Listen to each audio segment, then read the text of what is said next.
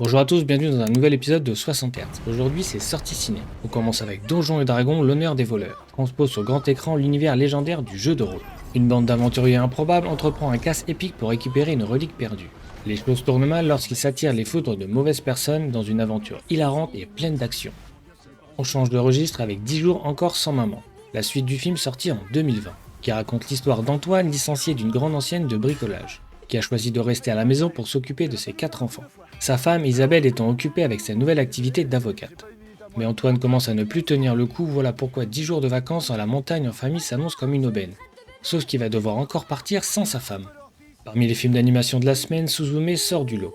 Dans une petite ville paisible, une jeune fille de 17 ans, Suzume, rencontre un homme qui dit voyager à la recherche d'une porte. Décidant de le suivre dans la montagne, elle découvre une porte trônant au milieu des ruines, seul vestige ayant survécu au passage du temps. Suzume tourne la poignée et d'autres portes s'ouvrent alors aux 4 coins du Japon. Comme vous le savez, le jeu vidéo évolue d'année en année en termes de graphisme. C'est aussi l'occasion pour les studios de faire des remasters ou des remakes de leurs plus grands succès. Mais saviez-vous qu'il existait ce qu'on appelle des demakes, qui est l'inverse du remake, qui est de transformer un jeu, par exemple Dead Space, en un style de jeu PlayStation 1. Ce genre de jeux sont créés par des fans et surtout jouables pour la plupart. Ici, vous pouvez jouer aux 15 premières minutes de Dead Space.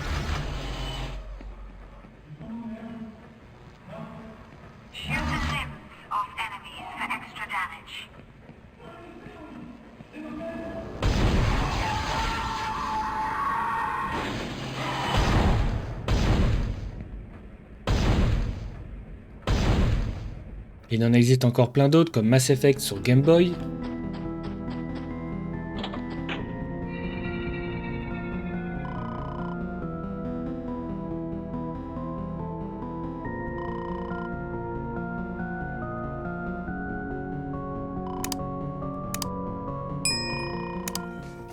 Cyberpunk en version PS1,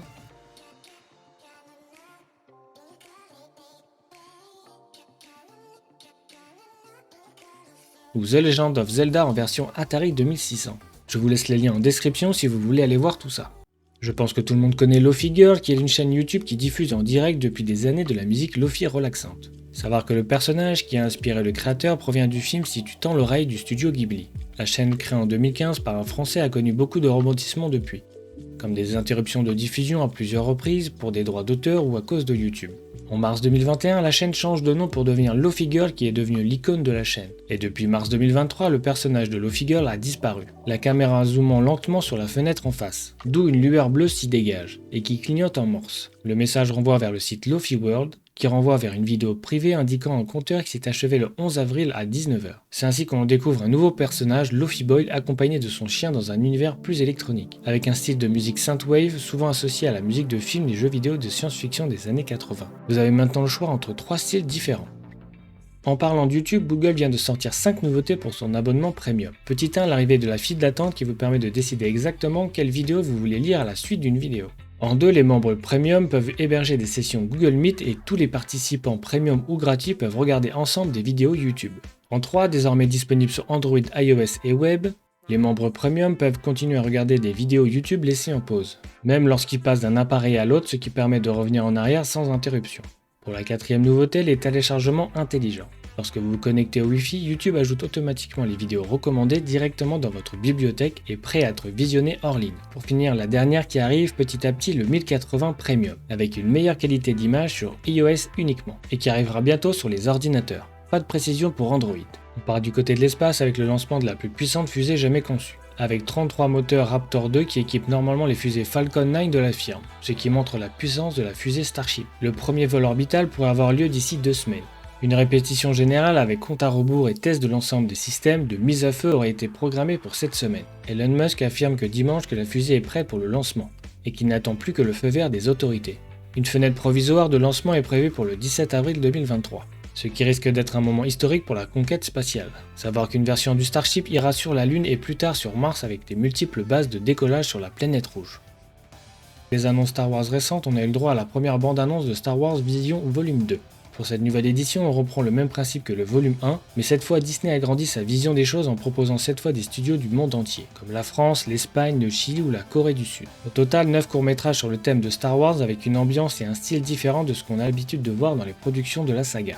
La saison est toujours disponible sur Disney+, si vous ne l'avez pas vue. Et la saison 2 arrivera le 4 mai, qui est la journée qui célèbre la saga Star Wars, qui fait référence à une phrase de Margaret Thatcher le lendemain de son élection le 4 mai 1979, et par la suite modifiée pour devenir aujourd'hui que le 4 mai soit avec vous.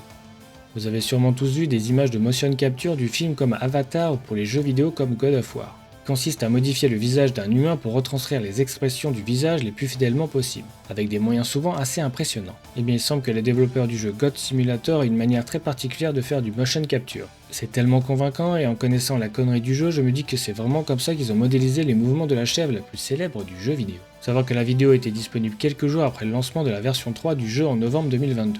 Une bonne façon de faire la promotion du jeu. Si la VR a du mal à franchir le cap de l'objet indispensable pour jouer, malgré l'arrivée de Sony avec le PSVR 2, qui pose quelques problèmes de flou et de déformation en 120 Hz, à cause de sa technologie de reprojection sur certains jeux. D'ailleurs, si vous n'avez pas envie que ça vous arrive, optez pour des jeux en 90 Hz natifs, comme Star Wars VR par exemple. Ou sinon jouer à un jeu VR sans VR comme le célèbre Half-Life Alyx. En effet, plusieurs modes existent depuis la sortie du jeu, mais celui-ci semble être le plus complet et jouable possible. Il s'appelle sobrement NoVR et contrairement aux autres modes, celui-ci s'applique à l'ensemble du jeu, et trouve des solutions plus propres pour remplacer les commandes VR. Un tuto et une FAQ est disponible si vous voulez tenter l'aventure, lien en description. Une start-up américaine cherche à faire renaître des espèces disparues comme le dodo, cet oiseau de l'île Maurice qui ne volait pas il y a 350 ans, tandis que le tigre de Tasmanie est considéré comme éteint depuis 1936, ou le mammouth il y a 4000 ans. Les chercheurs utilisent de l'ADN d'éléphants d'Asie avec des modifications de gènes, pour reconstruire les caractéristiques du mammouth, comme les poils longs ou une masse graisseuse plus forte. Pour la gestation, elle se fera avec un utérus créé de toutes pièces. Le but d'une telle manipulation génétique, selon le dirigeant de l'entreprise, est d'inverser les effets du changement climatique, en reproduisant des espèces qui jouent un rôle essentiel dans leur écosystème. L'autre objectif est d'empêcher l'extinction des espèces actuelles en voie de disparition, en modifiant leurs gènes pour qu'ils s'adaptent au réchauffement climatique. Si certains attendent avec impatience la saison 5 de Stranger Things, il faut savoir que Netflix a déjà annoncé 2 spin-offs de la série. L'un prend la forme d'une pièce de théâtre et l'autre, selon les rumeurs, prendrait place à Tokyo. Mais une nouvelle vient d'arriver, Netflix a donné le feu vert pour une nouvelle série animée. Pas plus d'infos pour le moment sur l'intrigue de la série.